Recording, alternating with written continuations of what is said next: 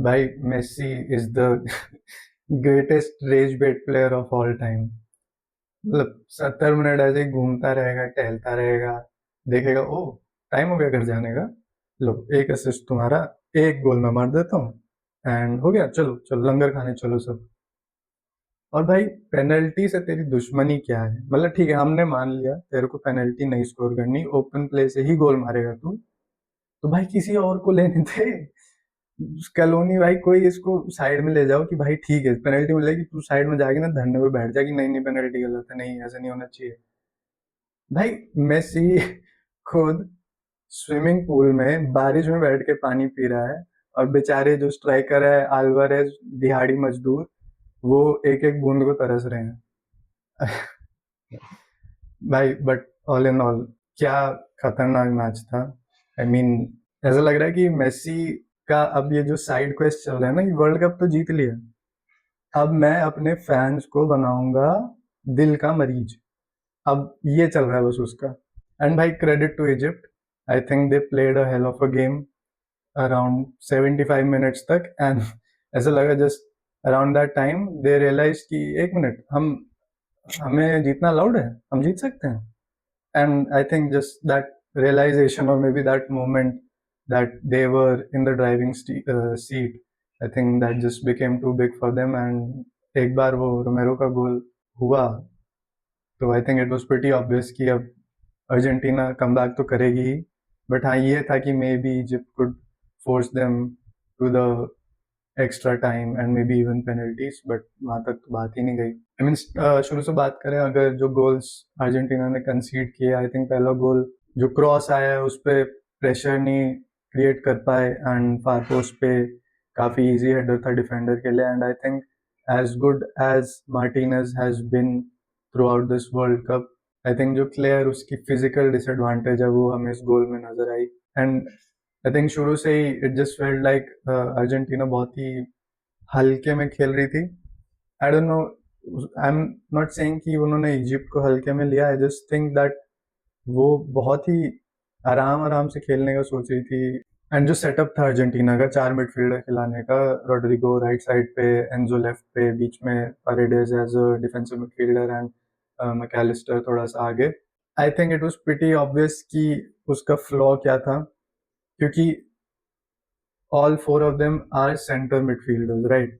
तो जैसे परेडेस जब बॉल पे होता था, ही वुड लुक अप, देखता था किसको मैं पास दूं, तो इंस्टिंक्टिवली ऑल ऑफ देम अंदर आते थे, वो लोग क्लोज कर रहे थे मिडफील्ड में और सेंट्रली आ रहे थे to receive the ball. And वो विट जो थी वो पूरी फुल बैक्स के ऊपर छोड़ दी गई थी, कि वो चाहे तो आगे चले जाए, ना चाहे तो पीछे ही रहें। एंड दोनों ही, मतलब टाग्लियाफिको फिर भी थोड़ा सा अटैकिंग फुल बैक है, बट मॉलिना उतना ज़्यादा अटैकिंग फुल बैक नहीं है, तो वो जो विट है उसका कोई यूज़ नहीं हो रहा था। मेसी भी सेंट्रली खेल रहा था, and I think that went exactly जो इजिप्ट चाहती थी।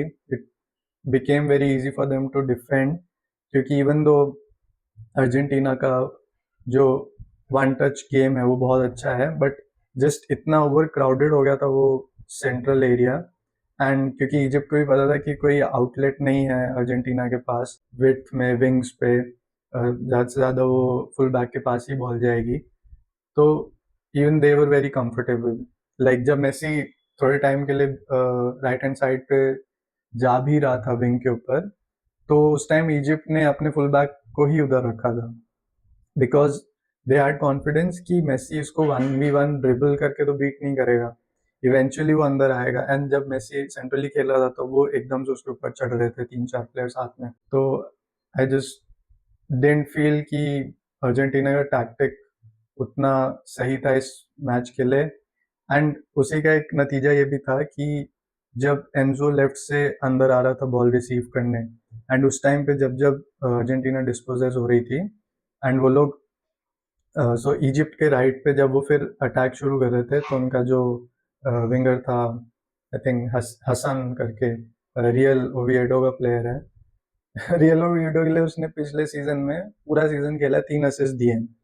और कल भाई कतई प्राइम मेसी और नेमार वाली ड्रिबलिंग कर रहा था, बिल्कुल टाग्लियाफिको की तो भूतनी बुला रखी थी उसने।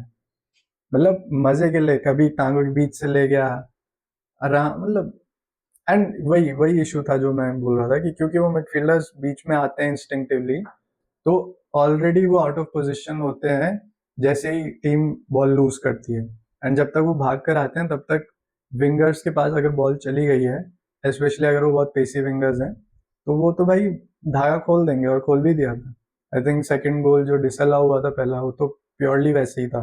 And see, you can question Scaloni इधर, बट हमने देखा है यार पिछले कुछ साल में ही has been like along with Desham the best national team manager, right? तो I would still give him the benefit of the doubt अगर उसको लग रहा है कि विंग पे सिमियोने या अल्माडा वो बैलेंस नहीं दे पा रहे हैं टीम को, तो maybe I mean this is the best lineup that Argentina can offer. And मेरा तो यही मानना है कि एज गुड, और I wouldn't say Argentina has been good, but as entertaining their matches have been, इस लाइनअप के साथ तो देयर इज नो चांस कि they are winning the world cup. And to be honest, अभी तक जैसी teams के अगेंस्ट उन्होंने खेला भी है, like with no disrespect to any of the teams, but कोई ऐसा टॉप टॉप टीम के अगेंस्ट उन्होंने अभी तक मैच नहीं खेला। एंड जो ये फ्रेल्टीज हैं मिडफील्ड की, ऑब्वियसली ये सेटअप इसीलिए है क्योंकि मेसी नहीं ट्रैक बैक करता है, वो बैलेंस देने के लिए इसलिए डिपॉल को राइट पे खिलाते हैं कि जब प्रेस करना है, जब बॉल लूज हो तो वो डिफेंसिव शेप रहे। And I just don't think कि against a good top side Argentina can win the game. It's, मेरे को तो नहीं लग रहा वो चीज़ होगी।